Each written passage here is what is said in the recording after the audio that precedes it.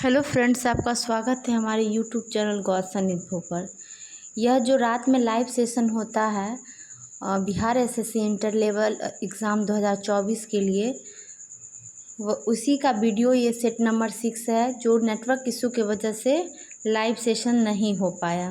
तो यह मैं आप लोगों के लिए अपलोड कर दे रही हूँ। ठीक है, इसमें हम लोग 50 क्वेश्चंस को देखते हैं। यदि चैनल पर आप नए हैं तो चैनल को सब्सक्राइब कर ले और वीडियो को लाइक करें और लास्ट तक वीडियो को एंड तक देखें और लास्ट में आप कमेंट ज़रूर करें। आपका कमेंट हमारे लिए बहुत ही इम्पोर्टेंट होता है। तो पहला क्वेश्चन देखते हैं। कह रहा वाक एवं अभिव्यक्ति की स्वतंत्रता के अंतर्गत निम्न में से कौन शामिल नहीं है। तो प्रेस की स्वतंत्रता शामिल होती है, प्रदर्शन एवं विरोध का अधिकार है, चुप रहने की स्वतंत्रता है, हड़ताल का अधिकार नहीं है। तो ऑप्शन नंबर 4 गलत हो जाएगा। शामिल की बात कर रहा है तो यहाँ से आपका ऑप्शन हो जाएगा 1, 2 और 3।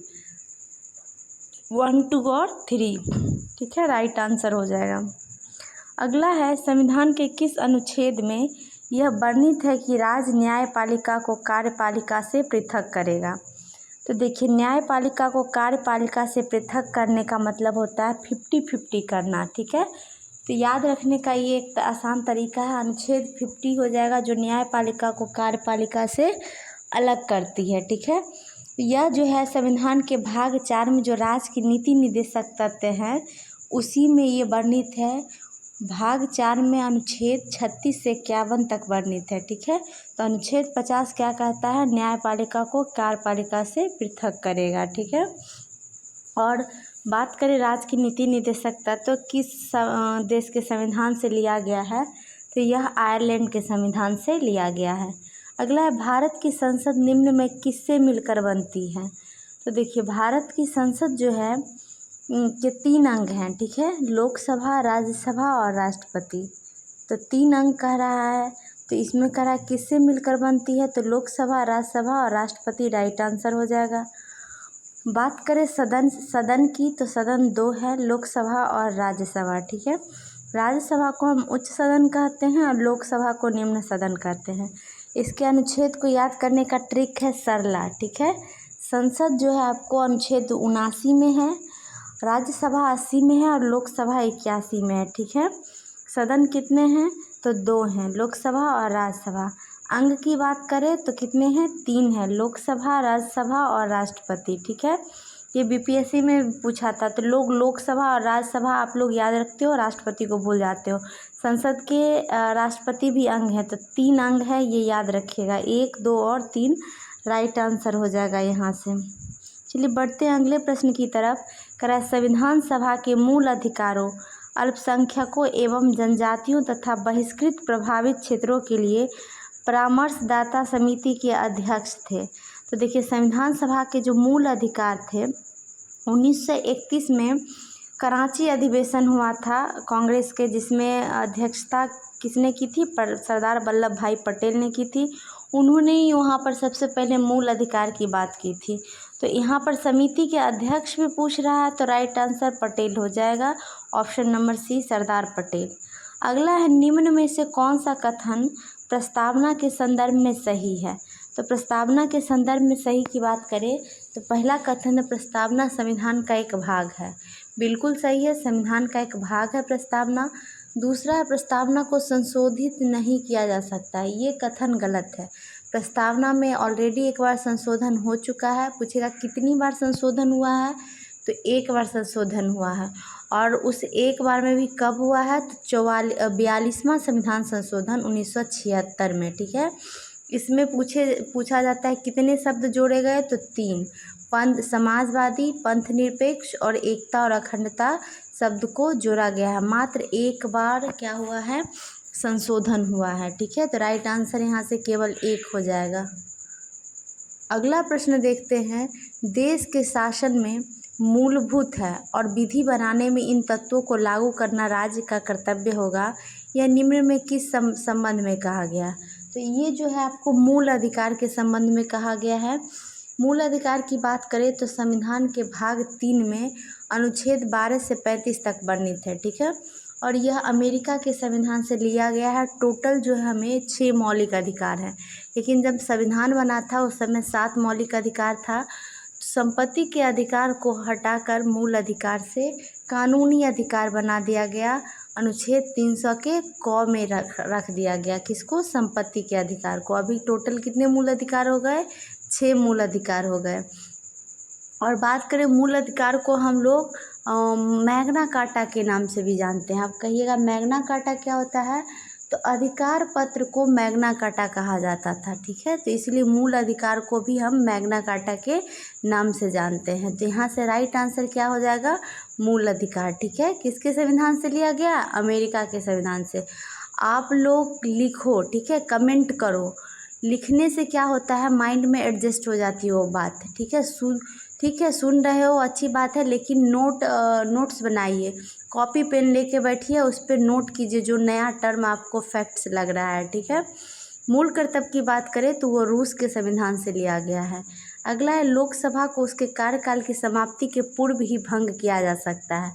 तो पूर्व भंग कर सकता है, कौन कर सकता है, तो मंत्रिपरिषद की सलाह पर राष्ट्रपति द्वारा किया जा सकता है, ठीक है। लोकसभा को उसके कार्यकाल के पूरा होने से पहले। तो ऑप्शन नंबर सी राइट हो जाएगा आपको, मंत्रिपरिषद की सलाह पर राष्ट्रपति द्वारा किया जाएगा। कल संडे है, संडे को हम लोग क्या करेंगे, ऑनलाइन 10 बजे से लेके 4 बजे तक एक महा मैराथन सीरीज कर लेते हैं, ठीक है, बिहार एसएससी के।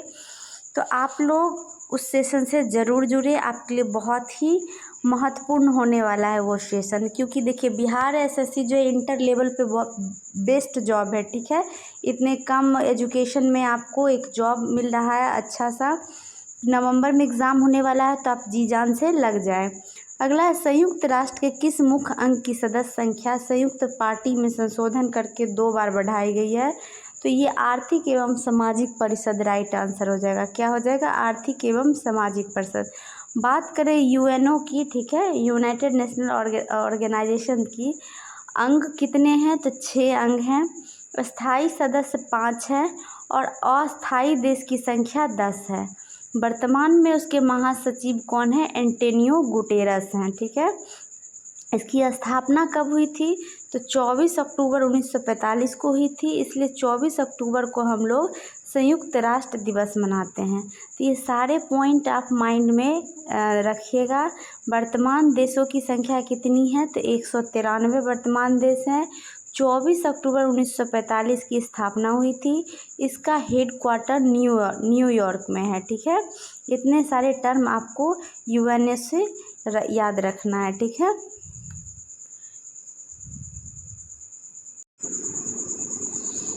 तो ये सारे चीज़ आप लोगों को ध्यान रखना है। वीडियो अगर अच्छी लग रही हो तो लाइक कर दे, अपने दोस्तों के भी शेयर करें, और चैनल पर नए हैं तो बिहार दरोगा और बिहार एसएससी की तैयारी करने के लिए चैनल को ज़रूर सब्सक्राइब कर ले। चलिए बढ़ते हैं अगले प्रश्न की तरफ। क्वेश्चन नंबर 9,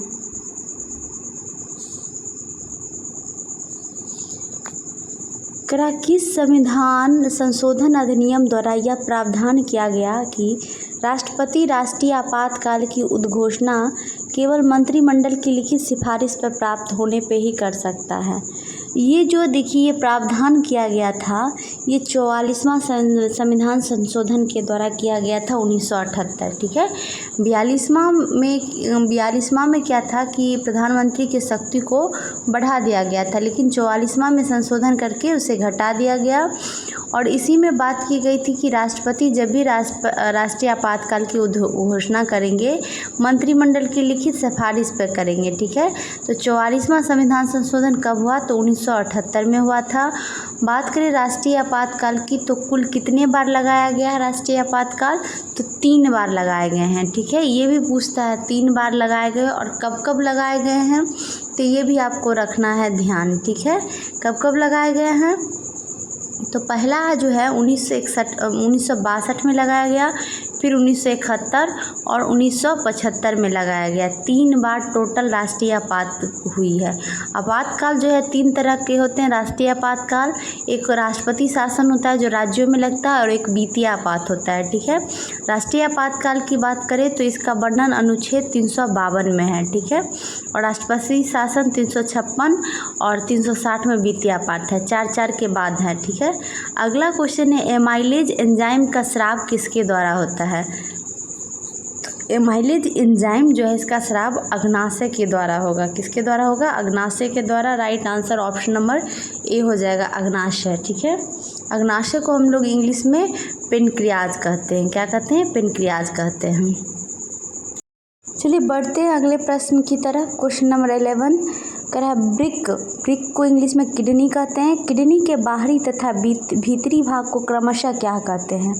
किडनी के बाहरी तथा भीतरी भाग को क्या कहते हैं, ये पूछ रहा है। तो राइट आंसर क्या हो जाएगा आपको?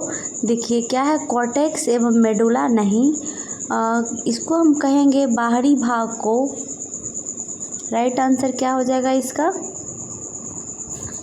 राइट हो जाएगा कॉर्टेक्स एवं मेडुला, ठीक है। बाहरी भाग को हम कॉर्टेक्स कहते हैं और भीतरी भाग को हम मेडुला कहते हैं, ठीक है। तो राइट आंसर क्या हो जाएगा? Option number A.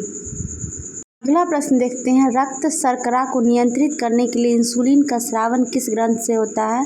तो इंसुलिन का जो स्रावन होगा रक्त शर्करा को नियंत्रित करने के लिए, तो राइट आंसर इसका आपको हो जाएगा ऑप्शन नंबर सी, ठीक है, अग्नाशय। क्या हो जाएगा? अग्नाशय। अग्नाशय को इंग्लिश में क्या कहते हैं? कमेंट कीजिए आप लोग। राइट आंसर क्या हो जाएगा? अग्नाशय। अग्नाशय से ही इंसुलिन का स्रावन होता है, ठीक है।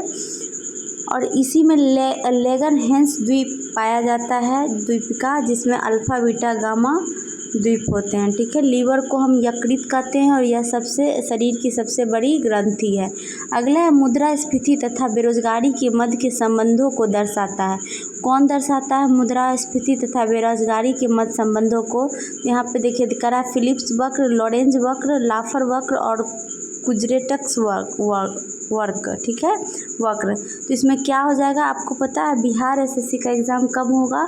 2 महीने में ले लेगा, नवंबर में ले लेगा। तो इसलिए आप लोग एक दिन भी मिस नहीं कीजिए, लगातार तैयारी में लगे रहिए। इसका राइट आंसर हो जाएगा फिलिप्स वक्र। अगला है घाटे की वित्तीय व्यवस्था का अर्थव्यवस्था पर क्या प्रभाव पड़ता है?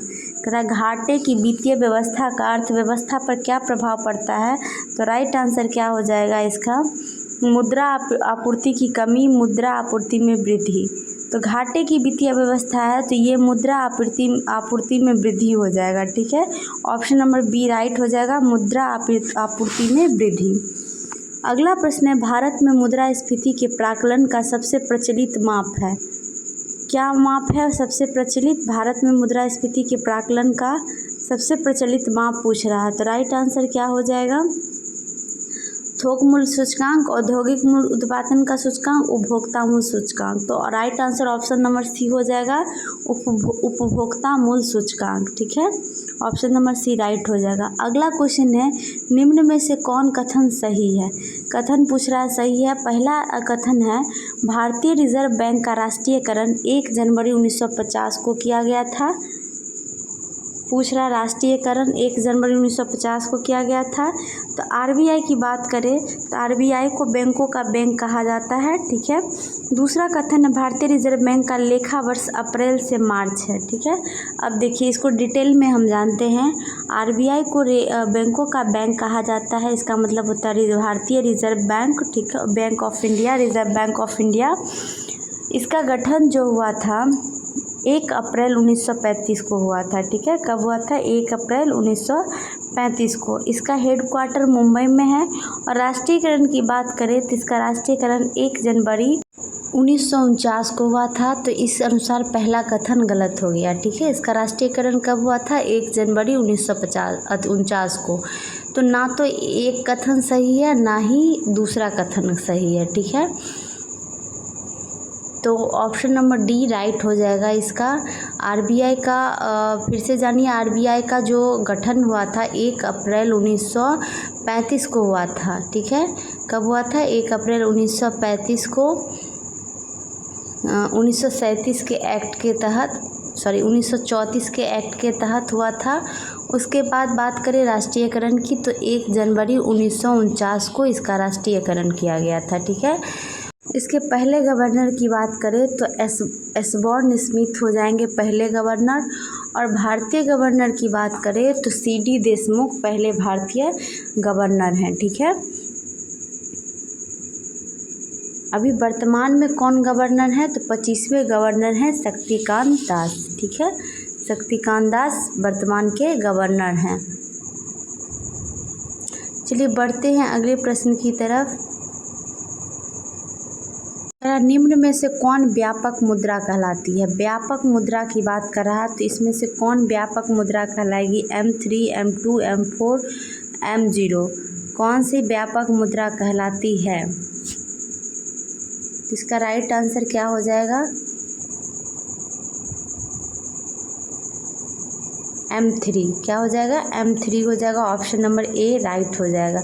अगला क्वेश्चन है, फिर से देखिए, RBI का लेखा वर्ष पूछ रहा है तो RBI का लेखा वर्ष क्या हो जाएगा? तो 1 जुलाई से 30 जून हो जाएगा लेखा वर्ष। ठीक है, ऑप्शन नंबर ए राइट हो जाएगा। अगला है, भौतिक मानचित्र में निम्न में किसे शामिल किया जाता है? पर्वत, पठार, मैदान, महासागर, देश या राज्यों की सीमा। तो कौन सही है इसमें कह रहा है? तो देखिए, देश या राज्यों की सीमा नहीं शामिल किया जाता है, बाकी सबको शामिल किया जाता है। तो 1, 2, 3 तथा 4 हो जाएंगे। ठीक है, देश और राज्य की सीमा पॉलिटिकल मैप में करते हैं, राजनीतिक मैप में दर्शाते हैं। अगला है, निम्नलिखित में कौन सुमेलित नहीं है?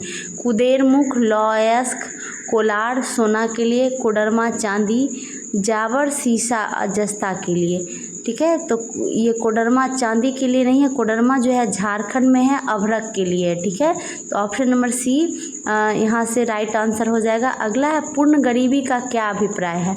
तो पूर्ण गरीबी का मतलब क्या होता है? बेरोजगारी के पूर्ण नहीं, पूर्णतः गरीब लोगों की संख्या के रूप में गरीबी। ठीक है, ऑप्शन नंबर ए राइट हो जाएगा आपको। अगला है, भारत में कौन सा शहर सबसे पारंपरिक कढ़ाई शैलियों में से एक चिकनकारी के लिए विश्व प्रसिद्ध है? तो चिकनकारी जो है एक कढ़ाई है, कौन सा विश्व प्रसिद्ध है, कौन सी जगह पूछ रहा है? तो अहमदाबाद, लखनऊ, उदयपुर, हैदराबाद। तो लखनऊ राइट आंसर हो जाएगा। अगला है, निम्न में से कौन सा देश स्थल रुद्ध देश है? इसका मतलब लैंडलॉक कंट्री होता है। तो राइट आंसर हो जाएगा स्विट्जरलैंड। कौन सा हो जाएगा? स्विट्जरलैंड हो जाएगा। स्विट्जरलैंड की राजधानी कहाँ है? तो बर्न है। कहाँ है? बर्न है। ठीक है, चलिए बढ़ते हैं अगले प्रश्न की तरफ। निम्न में से कौन सी नदी हिमालय की पूर्ववर्ती नदी है? पूर्ववर्ती मतलब हिमालय से पहले की नदी है।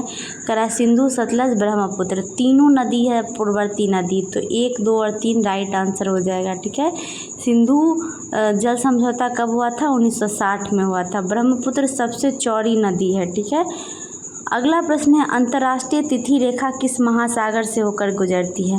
तो यह प्रशांत महासागर से होकर गुजरती है। 180 डिग्री देशांतर को हम अंतर्राष्ट्रीय तिथि रेखा कहते हैं। ठीक है, इसका निर्धारण 1884 ईस्वी में हुआ था और यह प्रशांत महासागर से होकर गुजरती है। ऑप्शन नंबर सी राइट हो जाएगा। ठीक है, 82 डिग्री पूर्वी देशांतर को हम भारत का मानक समय रेखा कहते हैं। अगला, कर्क रेखा निम्न में किस देश से होकर नहीं गुजरती है? तो ये देखिए, बहामास से 17 देशों से गुजरेगी। तो बहामास से गुजरती है, लीबिया, ब्राज़ील, UAE कह रहा है। तो ब्राज़ील से नहीं गुजरती है, ब्राज़ील से मकर रेखा गुजरती है। तो ऑप्शन नंबर सी सही हो जाएगा। भारत में पूछे तो 8 राज्यों से गुजरती है। कितने? 8 राज्यों से गुजरती है। अगला, निम्न में से कौन भारतीय राज्य 3 देशों के साथ सीमा रेखा नहीं बनाता है? 3 देशों के साथ कह रहा है, कौन नहीं बनाता है सीमा? तो अरुणाचल प्रदेश जो है, अरुणाचल प्रदेश 3 देशों से सीमा नहीं बनाएगा। ठीक है, सिक्किम जो है 3 देशों से सीमा बनाता है, नेपाल, भूटान और चाइना, तिब्बत। ठीक है। मिजोरम जो है म्यांमार से सीमा बनाता है, तो ऑप्शन नंबर सी राइट हो जाएगा, मिजोरम। अगला है प्रति चक्रवात की विशेषता होती है। प्रति चक्रवात की क्या विशेषता होगी? जब भी आएगा स्वच्छ आसमान हो जाएगा। ऑप्शन नंबर डी सही हो जाएगा, स्वच्छ आसमान। अगला क्वेश्चन है, प्रथम गवर्नर जनरल वॉरेन हेस्टिंग्स की काउंसिल में कौन एक सदस्य नहीं था? कौन एक सदस्य नहीं पूछ रहा है, अंदर का क्वेश्चन है, देखिए करा बॉडवेल, क्लेवरिंग, मॉनसन, बेंसीटार्ट। तो ऑप्शन नंबर डी राइट हो जाएगा आपको, बेंसीटार्ट नहीं था काउंसिल में एक सदस्य। ठीक है, तो ऑप्शन नंबर डी राइट हो जाएगा। अगला है, निम्नलिखित में किसने उर्दू में तहजीबुल अखलाक नामक मासिक पत्रिका प्रारंभ की? आंसर हो जाएगा सर सैयद अहमद खां। अगला, निम्नलिखित में कौन एक गलत सुमेलित है? Surendra Nath Banerjee, India Today, Jawaharlal Nehru, Discovery of India, सही है। Subhash Chandra Bose, fight for freedom, Pattabhi Sitaram, history of Indian National Congress, सही है। सुरेंद्र नाथ बनर्जी जो है इंडिया टुडे नहीं लिखे, इंडिया टुडे आरपी दत्त के द्वारा लिखा गया है। ठीक है, तो ऑप्शन नंबर 1 करेक्ट हो जाएगा। अगला, अष्टदिग्गज किसके दरबार में रहते थे? तो अष्टदिग्गज की बात कर रहा है तो ये शिवाजी के दरबार में अष्टप्रधान रहा करते थे। ठीक है, अष्टदिग्गज की बात करा तो ये कृष्णदेव के राय के दरबार में रहते थे। ऑप्शन नंबर बी राइट हो जाएगा। अष्टप्रधान की बात करें तो शिवाजी के दरबार में रहते थे। ठीक है, ये दोनों में कंफ्यूज नहीं होना है। और नवरत्न किसके दरबार में रहते थे? तो अकबर के दरबार में नवरत्न रहते थे। कृष्णदेव राय की भाषा कैसी थी? तेलुगु थी। अगला, पहली बार किसी की सती होने का प्रमाण कहाँ से प्राप्त होता है? यह भानुगुप्त के एरन अभिलेख से होता है। ऑप्शन नंबर बी राइट हो जाएगा, भानुगुप्त के एरन अभिलेख से। ठीक है, वीडियो को ज़रूर लाइक कर दे और चैनल को सब्सक्राइब कर ले। ठीक है, अगला है, किस युद्ध के पश्चात बाबर ने गाजी की उपाधि धारण की थी? बाबर की बात कर रहा है तो बाबर ने खानवा के युद्ध के बाद गाजी की उपाधि धारण की। खानवा का युद्ध 1527 में हुआ था और पानीपत का प्रथम युद्ध 1526 में हुआ था। ठीक है, मुगल साम्राज्य की स्थापना बाबर ने की थी। अगला है, पूरा पाषाण युग के प्राप्त उपकरणों पर विचार करना है कि कौन से उपकरण मध्य पूरा पाषाण काल के हैं? तो ये बेधक, खुरचनी, हाथ की कुल्हाड़ी और ब्लेड का रहा है। तो देखिए, पूरा पाषाण युग बेधक, खुरचनी, ब्लेड हो जाएगा, हाथ की कुल्हाड़ी नहीं हो जाएगा, तो 1, 2 और 4 सही हो जाएगा। अगला है, भारत के सुप्रीम कोर्ट में न्यायाधीशों की संख्या कैसी बढ़ाई जा सकती है? तो ये कि भारत के क्या कर रहा है, राष्ट्रपति की अधिसूचना द्वारा नहीं, संसदीय कानून द्वारा, भारत के संविधान में संशोधन द्वारा, सुप्रीम कोर्ट के एक अभ्यावेदन से। तो कैसे हम न्यायाधीश की संख्या बढ़ा सकते हैं? तो संसदीय कानून द्वारा। ऑप्शन नंबर बी राइट हो जाएगा आपको, संसदीय कानून द्वारा हम बढ़ा सकते हैं। अगला है, लाठी क्लब की स्थापना निम्नलिखित में किसने की थी? तो लाठी क्लब की स्थापना जो है बाल गंगाधर तिलक के द्वारा किया गया था। ऑप्शन नंबर सी राइट हो जाएगा आपको, बाल गंगाधर तिलक। अगला, निम्नलिखित में कौन चतुराई पूर्ण निष्क्रियता की नीति के साथ जुड़ा हुआ है? चतुराई पूर्ण निष्क्रियता की नीति, तो जॉन लॉरेंस हो जाएगा। ऑप्शन नंबर डी राइट हो जाएगा, जॉन लॉरेंस। अगला, निम्नलिखित में से किस सिख गुरु ने अकाल तख्त की स्थापना की थी? तो ये गुरु हरगोविंद हो जाएगा। ठीक है, अगला है, जलियांवाला बाग हत्याकांड के विरुद्ध में वायसराय की कार्यकारिणी परिषद की सदस्यता के लिए किसने इस्तीफा दे दी थी? तो ये जो है आप राइट आंसर क्या हो जाएगा, जलियांवाला बाग हत्याकांड कब हुआ था? 13 अप्रैल 1919 को हुआ था। ठीक है, और ये जलियांवाला बाग है कहाँ? तो अमृतसर में है। और कह रहा है कि इसके विरुद्ध में कार्यकारिणी परिषद की सदस्यता से किसने इस्तीफा दे दी थी? तो राइट आंसर क्या हो जाएगा इसका, शंकरन नायर। ठीक है,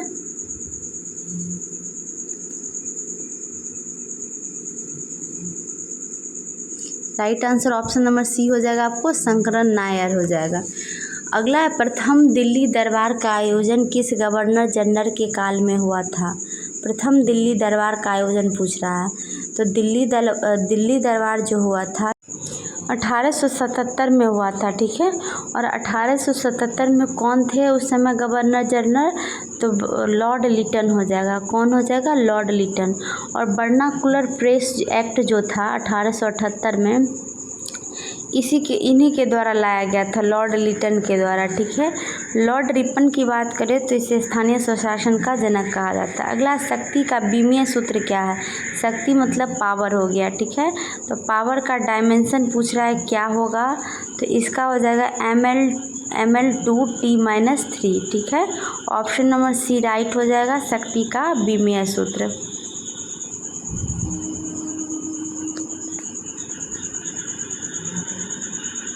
बढ़ते हैं अगले प्रश्न की तरफ। निम्नलिखित में किस रंग के प्रकाश का पौधों द्वारा तीव्र अवशोषण होता है? तीव्र अवशोषण की बात कर रहा है तो नीला और लाल हो जाएगा। ठीक है, ऑप्शन नंबर सी हो जाएगा, प्रकाश संश्लेषण के टाइम प्रकाश का सबसे ज़्यादा अवशोषण नीला और लाल करता है। ठीक है, तो ऑप्शन नंबर सी सही हो जाएगा, नीला एवं लाल। ठीक है, चलिए बढ़ते हैं अगले प्रश्न की तरफ।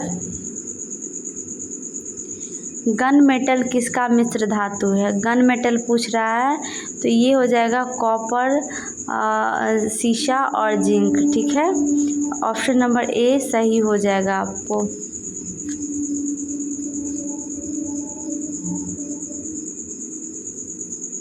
अगला प्रश्न है, किस उत्प्रेरक की उपस्थिति में खाद्य वनस्पति तेल वसा में परिवर्तित किए जाते हैं?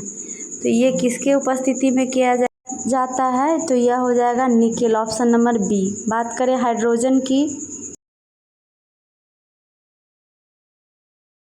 जाएगा हाइड्रोजन। ठीक है, हाइड्रोजन जो होता है आवर्त सारणी में सबसे पहला मेंबर होता है, पहला तत्व होता है हाइड्रोजन।